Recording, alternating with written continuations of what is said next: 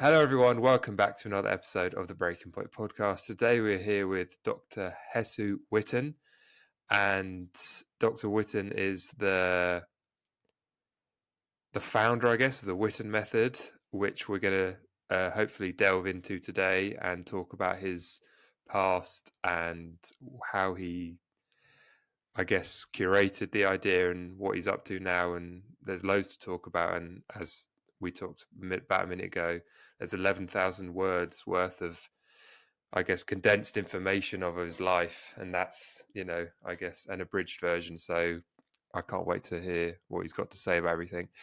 How are you doing, Dr. Hess? Are you okay today? I'm doing great. So great to talk to Good. you. Yeah, Congratulations on it's your great. podcast. I mean, the subjects you cover Thank are you. so important today. So I really applaud the work that you're Yeah, doing. thank you. I really appreciate that. So let's start off with you giving a little introduction to you and because you're a chiropractor at the moment, or one of the many things you're involved in is chiropractic.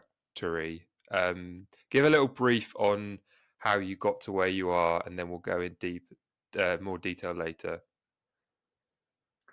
Yeah, I had a friend suggest that I write kind of like a history of the work that I've developed.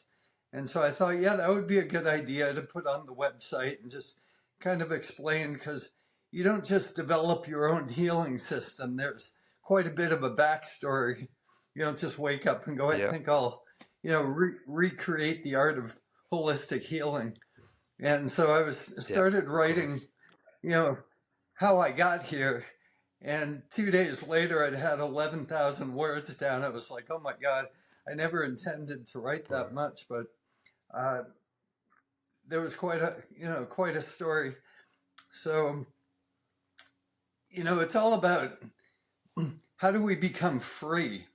And so that was kind of like the overriding idea. How do we become free of self-limiting beliefs, things that we picked up from childhood?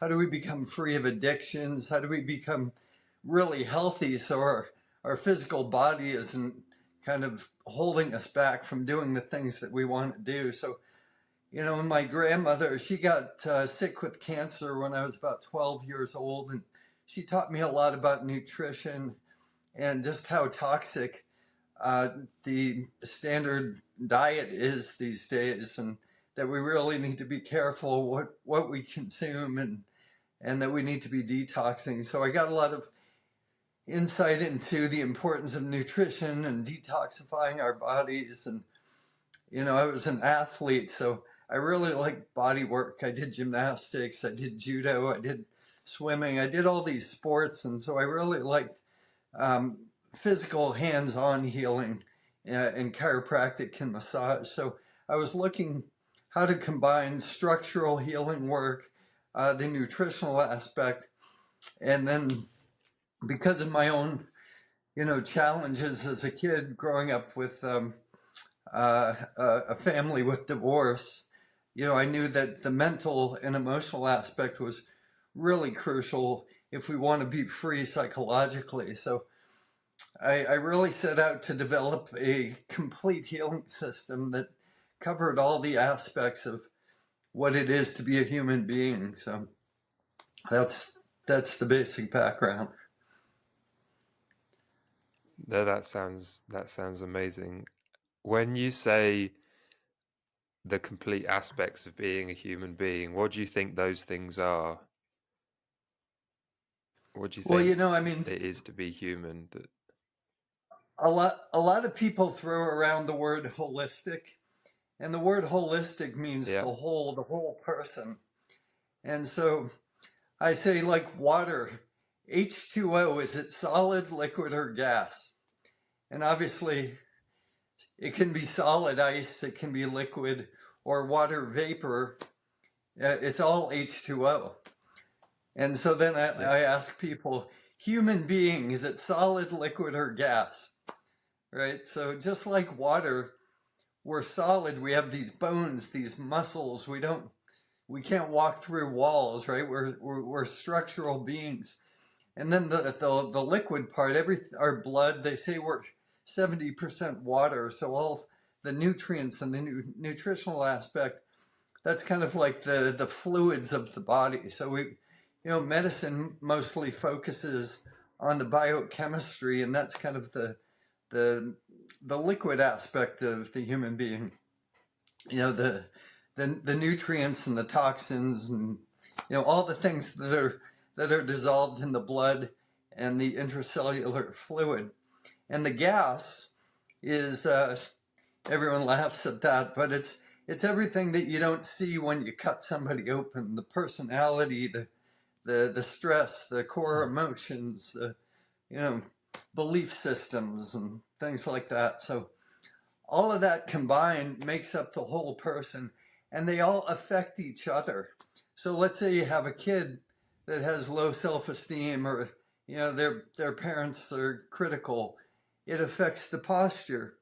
And then if you think, okay, you have low self-esteem, then you choose poor foods, and that affects the chemistry, right? So everything, the depression, it affects the chemistry. So um, yeah, so they all kind of affect each other. And so the whole key with muscle testing is you have somebody on the table, where do you start? You know, do you start with the bones and the joints? Do you start with the nutrition? Do you start with somehow trying to heal the emotional level? It's very confusing because each person is unique. So, you know, Yeah, of course. it's a challenge Yeah, for how do you go about healing a multi-dimensional and unique human. yeah. It's not just. It's possibly not only just that we're a mixture and a combination of those three things, but also some people will be more impacted by one of them than the other. So that adds a whole nother level of sort of interplay and complexity to working out how to heal them. So it's yeah, fair play to you. And there's probably even more than three, to be fair. Who knows? Who knows how unlimited we are as beings? Which is, I know, something that I'd like to get onto and that you've spoken about a bit. Can you still hear me? Yeah, Yeah. Okay. Because you awesome.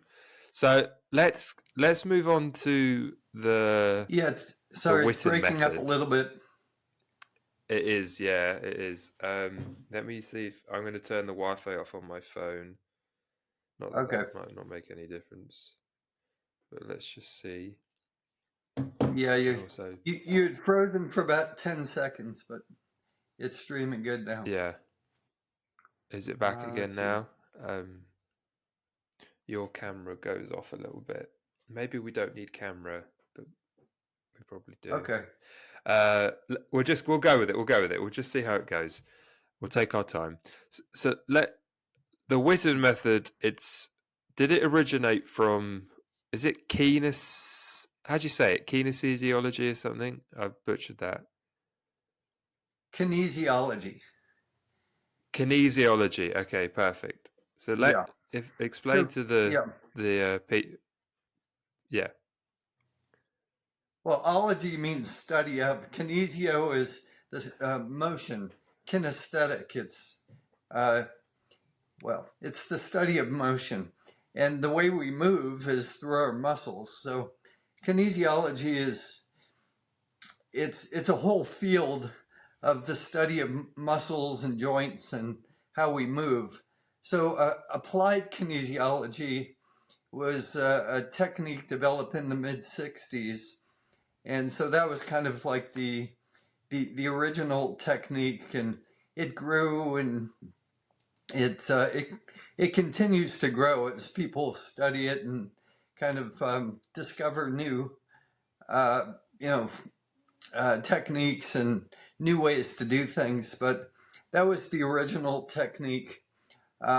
So I studied that from books before chiropractic school, and at the time when I was in school in '95, there was a whole new technique called clinical kinesiology that had fixed a lot of the shortcomings of applied kinesiology. So, applied kinesiology could find things and fix them, but it had no ability to determine the priority.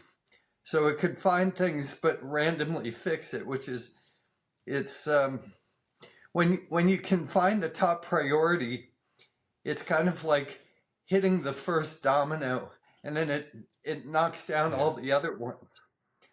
So if you can correct the top priority, you can fix maybe 20 or 30 compensatory problems that were simply adaptations to the original problem. So it saves you a whole lot of time if you can determine Absolutely. what the top priority is.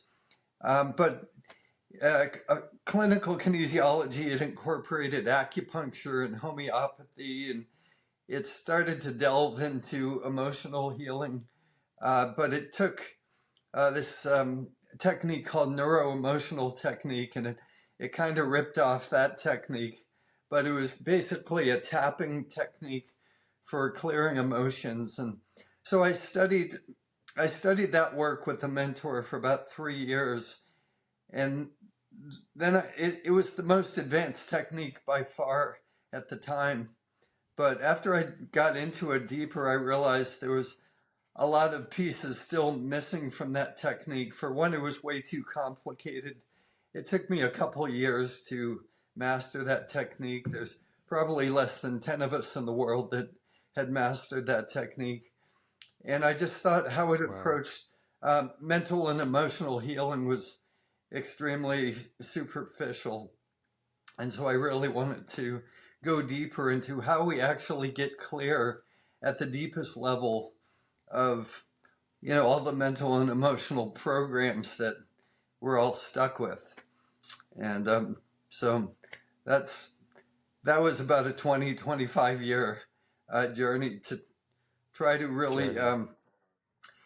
to try to create the deepest possible system and make it simple, so that it's teachable, so I could teach thousands of people eventually how to do it, and Yeah. you know So take the so is complexity. what yeah, of Yeah, course, yeah. take out One the of the things I complex. was wondering is okay, yeah, take out the complexity, yeah. That's very important if you're gonna address the masses, isn't it, and make it easily consumable. Absolutely.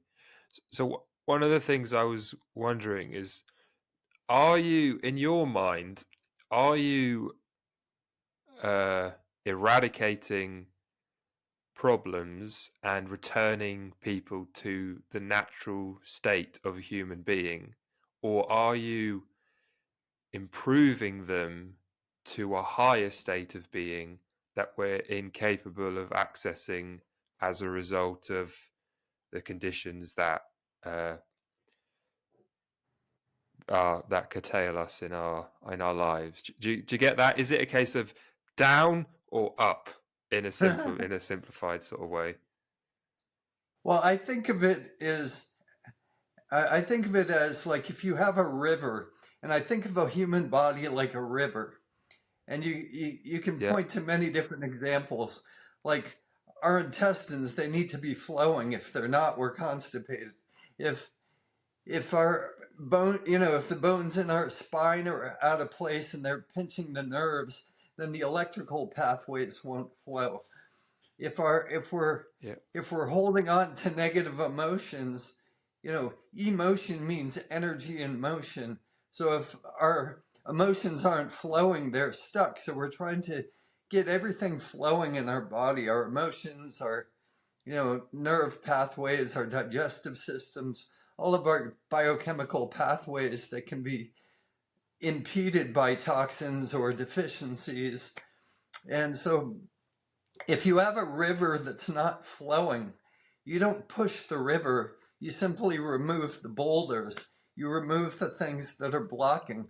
So okay, our divine intelligence is what heals us. So all I do is remove the things that are uh, blocking the self-healing mechanism. So the real goal is to help the body function more efficiently.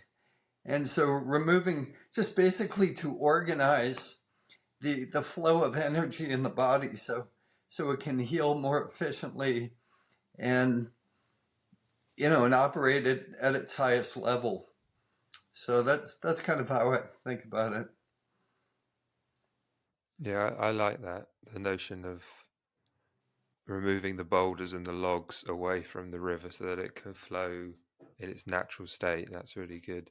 Yeah. So, what, I guess, in your opinion and your experience, what are the most common like toxins and impediments that are, and in which system, I suppose, of the body are people most affected by and are having the worst impact on them?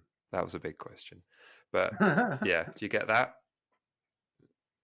Yeah, I mean it's a really big question. What's the biggest challenge? It is. Yeah, I mean, they say that sitting is the new smoking, right? So most people aren't moving Really? enough. Wow. They're not moving enough. They're not. Okay. So that destroys the metabolism. The metabolism of sitting is slightly above that of sleeping. And so we're just not moving as much as historically or ancestrally that we used to move, right? We go to gyms to move. We shouldn't, we're sedentary too much. So that's Mm. one problem. Sleep is a big problem. Um, Junk food's a big problem, processed foods and all of that. Most people are indoors too much, so we're not getting enough sunlight, either the blue light during the day, which, the blue light stimulates serotonin, and serotonin makes melatonin. So without the blue light in the daytime, we don't get the melatonin so that we can sleep properly. And, if we don't sleep, we don't heal, and that affects us emotionally. It Yeah. makes us depressed. And so there's a lot of problems with that. Stress is huge. I mean, obesity is an issue that's thrown off, like I say, by being sedentary, by being so full of toxins. And the fat is a very safe place for the body to store toxins. So because we're so toxic, our body holds on to fat as a safe place to store those toxins. So if we can detoxify the body, then the body won't have a need for the fat. And so I think that'll go a long way with the obesity epidemic. But like you say, there's so many different factors. I mean, the pandemic was just horrible on people's psyche and, mental health. This idea of staying 6 feet apart from each other. I mean, we're social beings, and they made people to feel afraid of being in contact with people. So that stress, I think, did tremendous damage to people socially.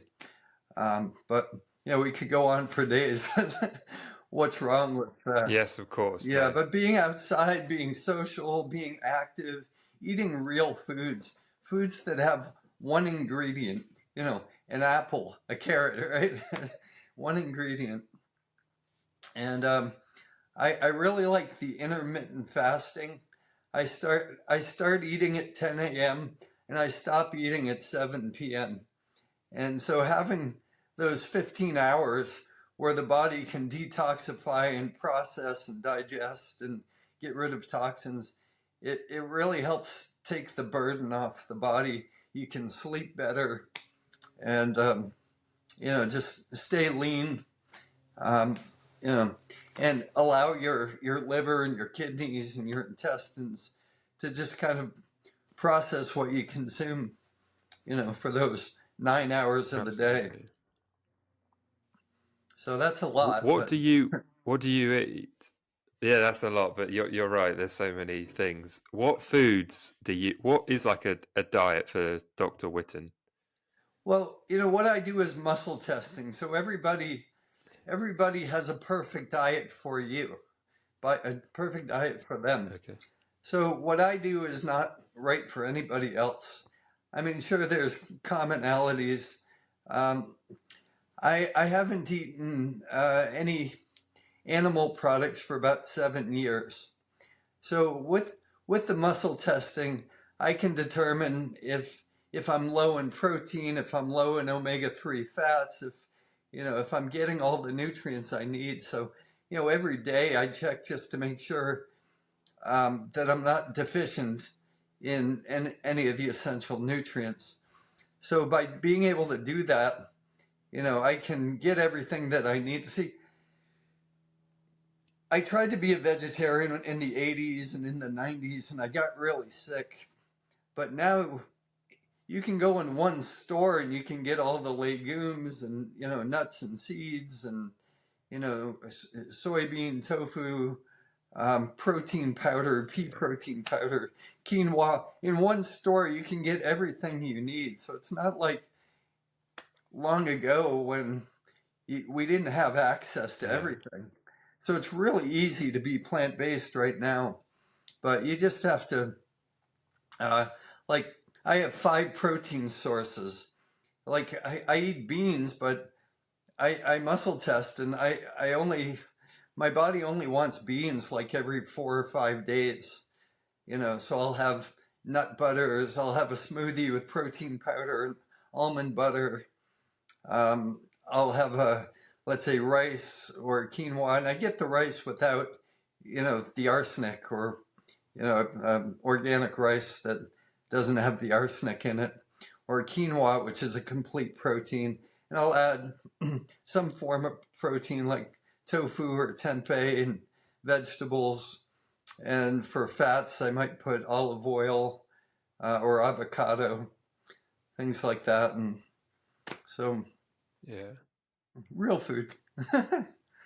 Yeah. Absolutely. Yeah. I think I'm not sure. Well, I imagine that maybe the average diet in the US is worse than the average diet in the UK. Um, More choice. You guys must have so much more choice than we have over here. But we have no idea what the food that we eat does to us. I watched this video and it was talking about this pesticide that if you give it to frogs, it literally turns male frogs. A percentage of the frogs that you give it to, it will turn male frogs into female frogs. Yeah. And this pesticide is on like so many of the foods that we eat. Uh, so there's a lot of talk about oppression and things nowadays, and people being oppressed, and I often wonder if the things that we're told we are oppressed the ways in which we are oppressed are just cover-ups for the other ways in which you are oppressed, so that those that are doing the, um, I guess, somewhat insidious or profiting from these things can carry on sort of unchecked. But yeah, you're absolutely right. Food is and sleep. You spoke about sleep. How do you? Because so many people struggle with sleep. How is your sleep and how is it improved? And talk about sleep. Yeah, I mean, I think exercise is great for sleep. We burn up all that, energy by working out, and then our body is just like at the end of the day, it's just ready to go deep. But when we're sedentary all day, it's almost like we're almost in a, sleep state all day long. But Yeah, I think staying, obviously, everybody knows about the screens and the blue light, and the blue light triggers that it's daytime. So if we're using blue light at night, watching the tele, as they say in the UK, um, or the the yeah, telly. or Yeah, the phones. So that, I think the red glasses and the red light therapy are helpful. Um, but just getting away, blue light blocking, things like that, and getting blue light during the day and blocking it at night, I think that's good. But I think there's some good evidence that see, sleep all has to do with the cortisol cycles. So you wake up when cortisol comes up, and you fall asleep when cortisol yeah, drops.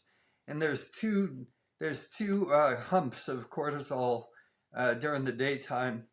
And what they found is that by grounding, sleeping with a grounding pad, that normalizes your cortisol cycles. They've done some good scientific studies on that. So they have bed sheets. What's a grounding pad? Yeah, it's a sheet that you put on your bed that has carbon and copper wire. It's just like threads, and then you connect Okay. it to like a silver cord that either goes out the window to a ground rod, so it makes your bed identical to the ground. But you can, Oh, wow, very cool. yeah. So they discovered this in 1999 or 2000, and the guy who discovered it lived in the town next to me. So in the book, it's called Earthing, and so I was married at the time, and the woman I was married to had been married before me, and she'd never been pregnant. And we'd been together for 6 years. She'd never been pregnant. The next month after getting grounded, she got pregnant. And so, in addition to good sleep, it gets your hormones balanced, it gets cortisol balanced. Yeah. And so, that technology, I think my son is the first child that was conceived and born, uh, Yes, probably thanks to that. So we're the only species that doesn't touch the earth 24 hours a day. very true. So our brain, our heart is an electrical system, and because we don't touch the earth, we've disconnected from that electrical relationship to the earth because we don't have skin to skin contact with either a tree or a lake or the ocean, which is all of that is grounded. So this reestablishes a ground at the most important time, which is while we're sleeping. It's okay if we're a little bit wired during the day, but it's not okay to be wired when we're trying to sleep. And so by getting grounded, Absolutely not. that's really helped a lot of people sleep. So earthing.com is one of the websites where you can get some of those products. Yeah, I think I watched a mini documentary about Yeah, Earthing and how all these people were talking about the the conditions that they had that were uh, mitigated. The symptoms were mitigated as a result of earthing. So yeah, and you speak a very, very truthful point in that we're the only animal that doesn't at least have some point of contact with the earth pretty much ever, really, yeah, because we have shoes on, and unless we're at the beach or whatever. right. Let's talk about what is muscle testing, because that's obviously a very important thing relevant to you. So let's talk about muscle testing and specifically what it is. Yeah, so there was a discovery made in the 60s that when you say something that is true, that a muscle will hold strong if you push on it. And so, and if you say something like, my name is Fred, the muscle goes weak. Okay. So that little party trick is very useful because your brain has all the information about you at the subconscious level. So your brain is like what I call a biocomputer. It has all the data on you emotionally, all the data on you chemically and structurally, all your entire history. It's like a library of data. And so, since you're a unique human being, your brain also knows what you need for healing. So, the premise of this work is one, that you have all this information, that you know what you need for healing. And by God, if I could get access to that information, I could really help you as a doctor. But how do I get access to that library of data?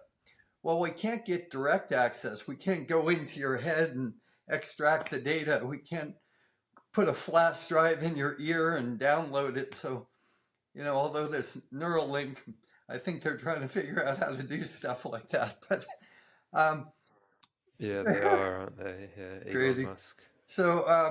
So the brain, in addition to having all this data, it controls our muscles. So when we say something, so let me step back a sec. So the way a light bulb works is that if you flip a switch, you have an electric wire and the electricity flows to the light bulb, the light turns on. You turn the light switch off, the electricity stops and the light bulb goes off. So in this analogy, the nerve is the electric wire and your muscle is the light bulb. And so Okay. so what was discovered is that if I make a statement that your subconscious, your brain, your biocomputer agrees with, the electricity flows and the muscle holds strong. Essentially, we're testing, we're using muscles to see if the electricity is flowing, or if you say something the body doesn't agree with, the electricity turns off and the muscle simply turns off and goes weak.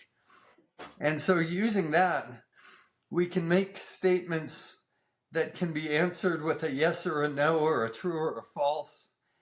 And so we can get very clever with the statements we make. So if I was to work on you and I said,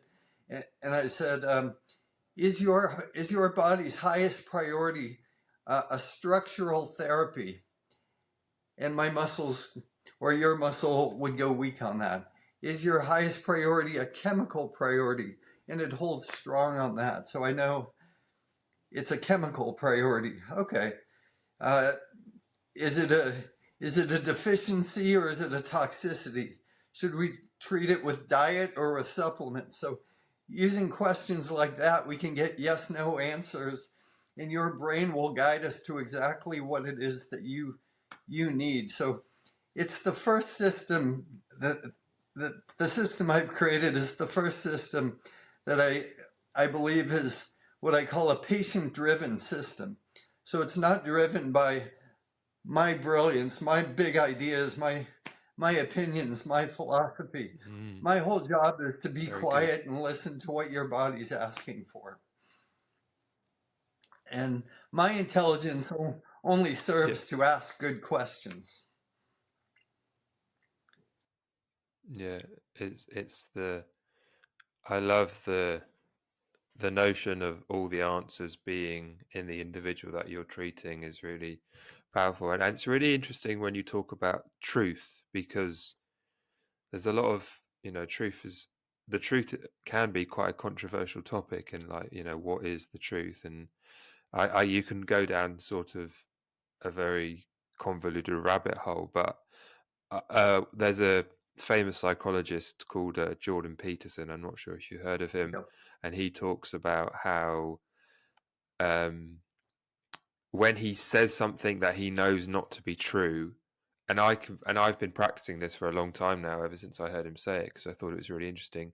When he says something that he knows not to be true, he feels as if his body is kind of like falling apart a bit and kind of collapsing, and he doesn't feel as steady.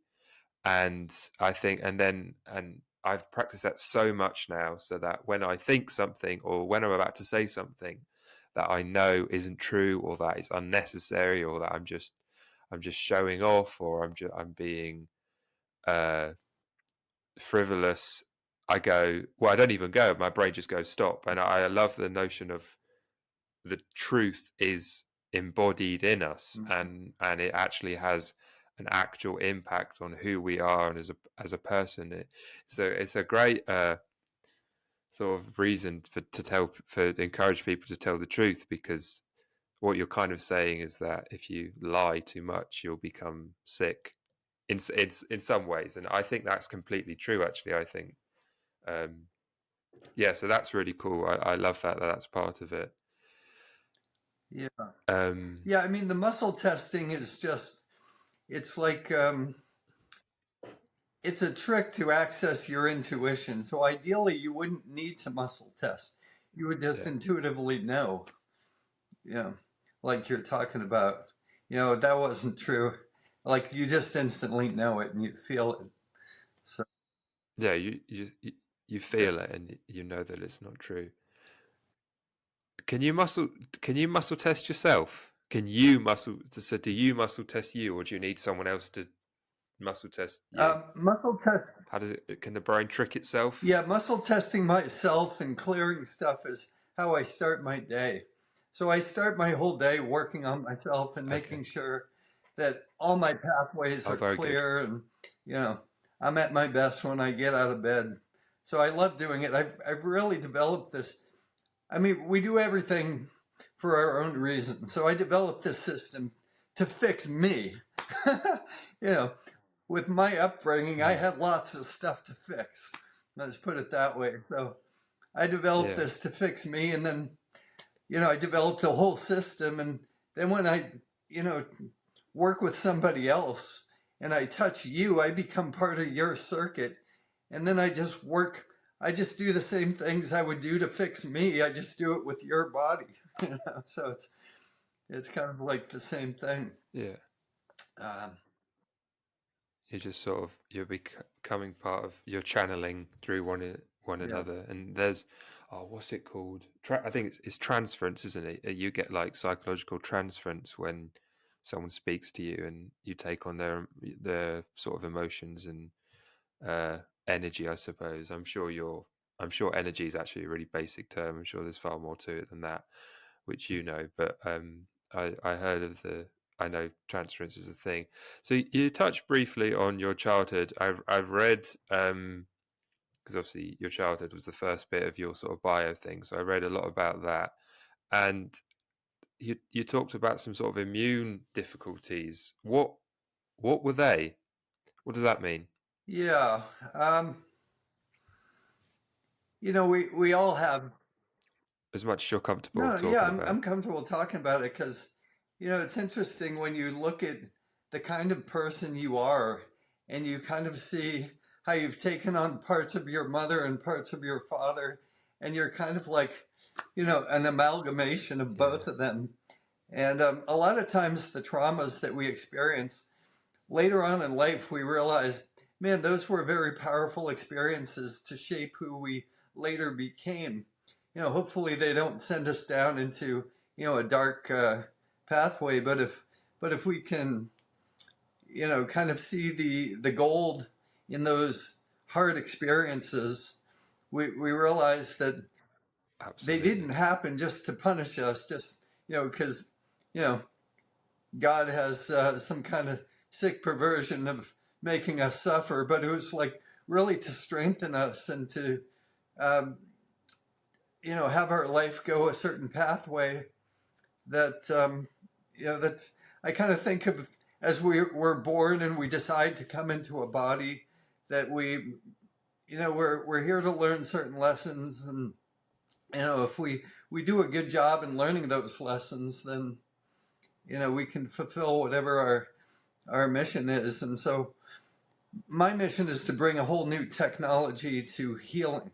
So it's not simply symptom relief and profiteering off of people's illness and, superficial Yeah, type stuff. I'm like, how do we actually get to our full potential? How do we actually get to, you know, our inner genius and be brilliant, and be creative and be loving and be, powerful and healthy, and not relying on pharmaceutical products to, keep us alive. And, you know, what's our potential if we're actually clear and, living our best lives? So, I think developing the technology to clear all that garbage so we can get back to the path that we're supposed to be on. So, as a child, my mother was a week shy of her 22nd birthday when she had me. She'd had lots of trauma, incest, and those kinds of things. She was alcoholic before there was a term alcoholism.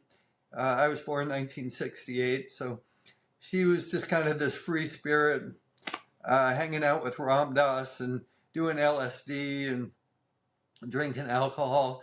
My dad was a grad student at Harvard. He was a PhD student, and he was the student body president at Harvard. So my mom was hanging out with Ram Dass. My dad was leading the Vietnam protests in Boston. And so I was on my dad's back at these rallies Wow. with thousands of people. And so he was very political. And, I took quite a political role during COVID. So I have that piece to me as well, you know. Um, so, so my dad's kind of like a science mind. He's very like, okay, what's the proof? He was a professor at Harvard as well. He won Yes. awards as a professor Wow. of anthropology. And then my mother was into Eastern philosophy and all this metaphysical stuff and, like infinite potential.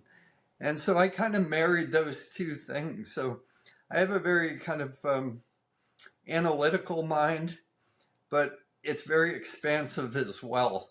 So although with the muscle testing, there's no machine or there's no computer that can verify it. You actually have to be your own authority. You have to kind of step into yourself being the authority. There's nobody else to validate you. And that's a really hard thing for most people to do because, what's an expert? What is truth? Well, with muscle testing, you actually have to learn how to trust yourself again, which is a profound thing. um, but I, Absolutely. But I was Very so always trying to important though. find experiments to validate it. So, like, I would go to, I went to visit my cousin who was in chiropractic school in Los Angeles, 2 hours away. So I was on the phone with him and I said, look, I'm going to muscle test what bones you have out. Over the phone, I'm going to muscle test this using kinesiology. Then I'm going to drive over there to you 2 hours later, and I'm going to adjust the bones that I diagnosed over the phone, and we're going to see if that feels good. and you know, and I adjusted the bones. I wrote it down on the paper, and he said it was the best adjustment he'd ever had. So I'm always trying to find experiments Wow. to validate it. So Yeah, there's a great. I haven't read it, so excuse me for referencing it because I should have read it. But there's a great book called The Master and his, I think it's Emissary or something. It's written by a guy called, I think it's Rob McGill Kirst or something. He's like he's from England, I'm not sure. And the point is he talks about how the reason our brain has got two hemispheres is because there are two ways of seeing the world, and both are accurate and needed. And the right brain is basically sees everything as infinitely connected to one another, and pattern recognition and everything that to the extreme that you can possibly push it. And the left brain is the complete opposite, which is where everything is finite and detached and isolated. And one of the things that we do when we dream, apparently, is, or in theory, because we don't really know anything about dreaming, given how complex it all is that the right brain tries to send messages through to the left brain to create order out of the chaos of the right brain.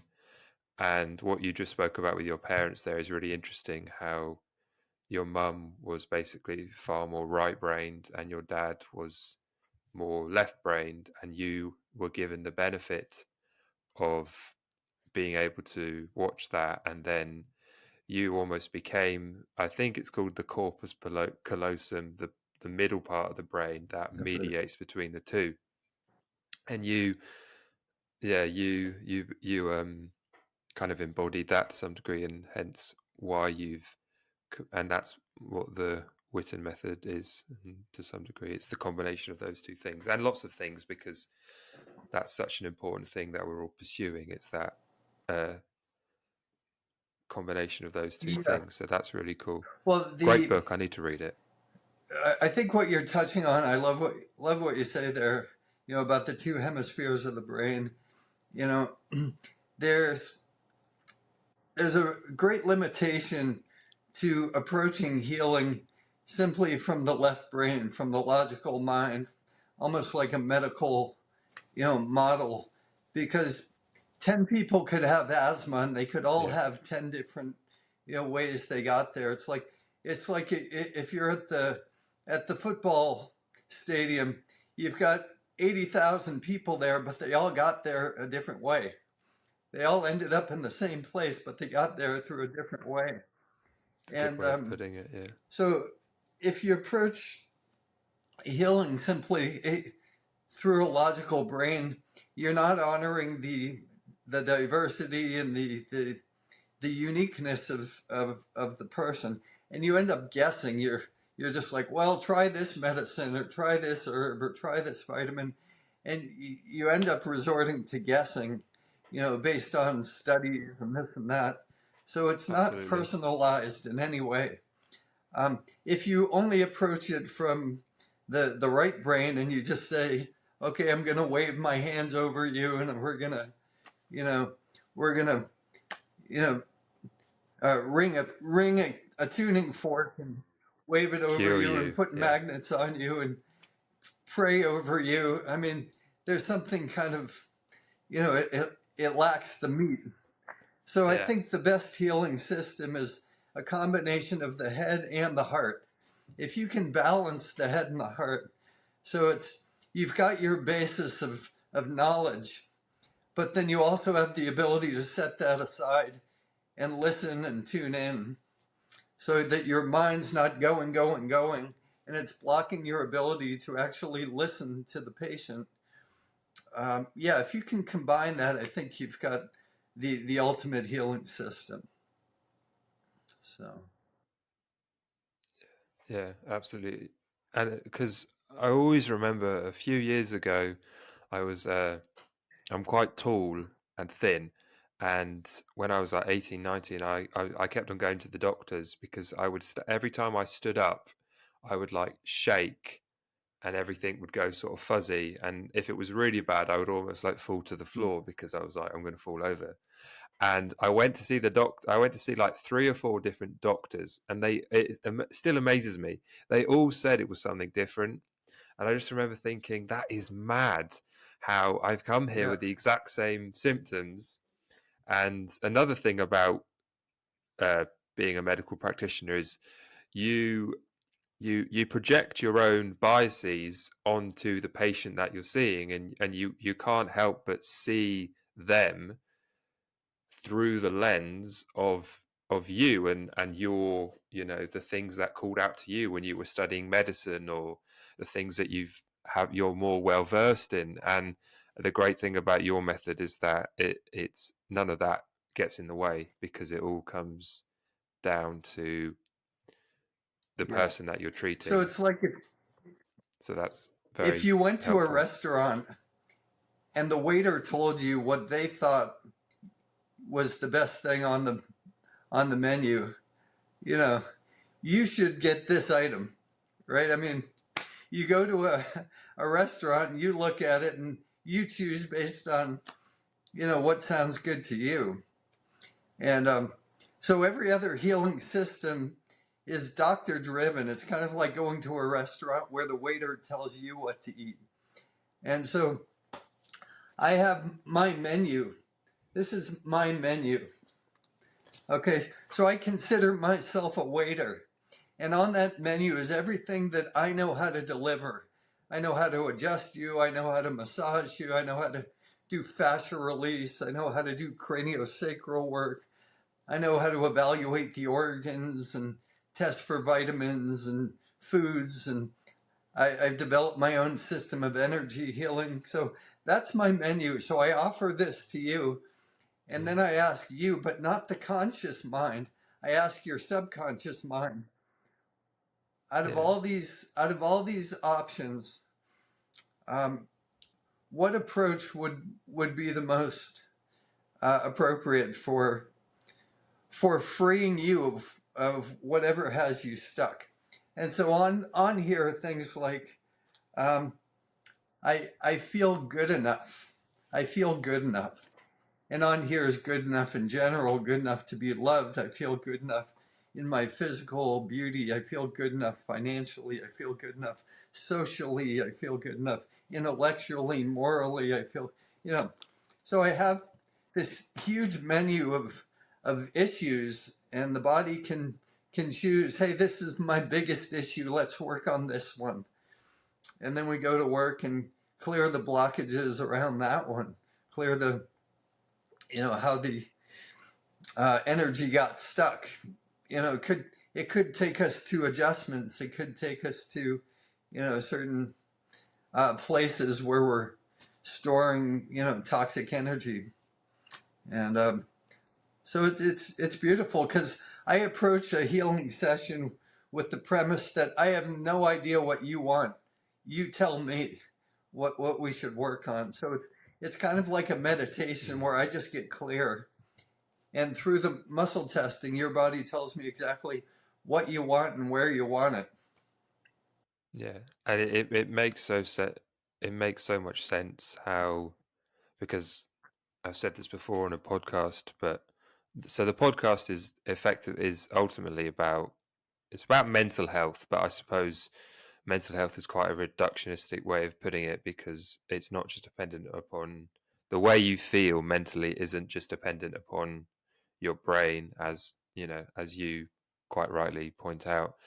But so something like CBT, which has kind of become the most common form of treatment for like anxiety and mental illness and things, is always feel like one of its flaws is its inability to delve into the subconscious. And it's, I suppose eventually it does after repeated sessions, but it's very conscious, it's very surface level thinking.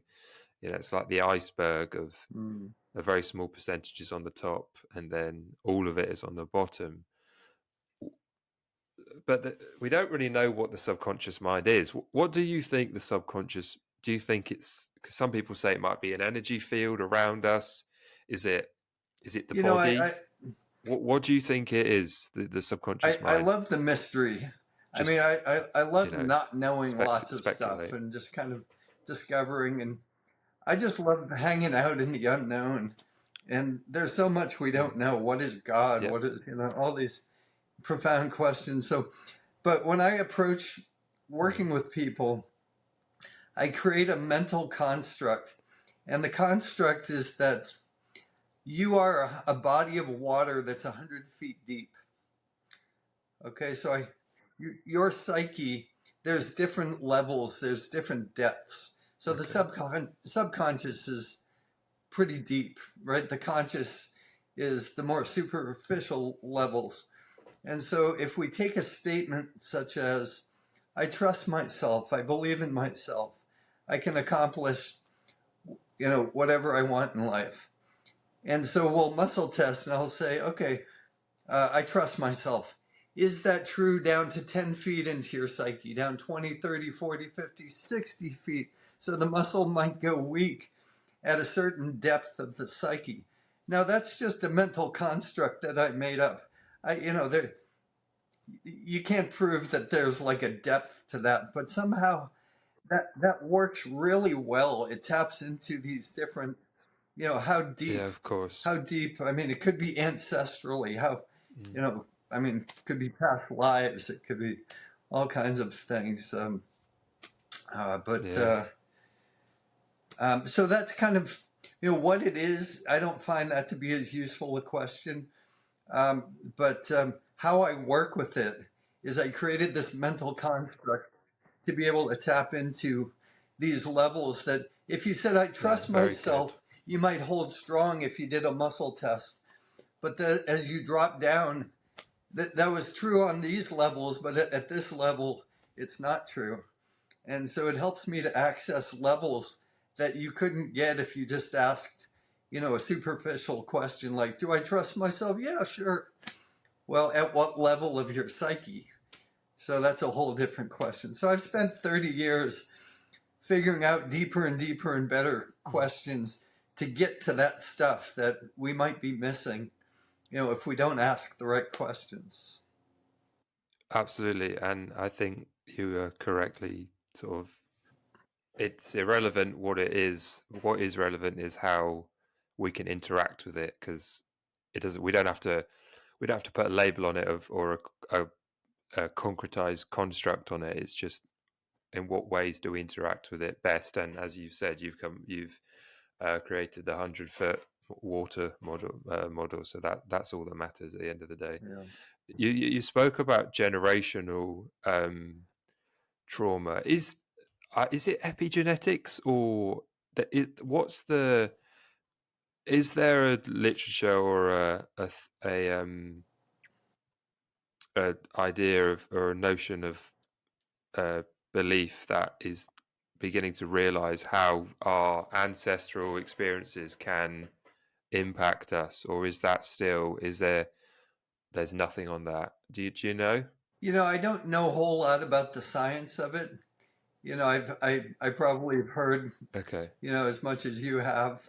Um, I Yeah. have a friend who is a mayor of a city in California, and she was the first woman to cross Alaska solo on foot.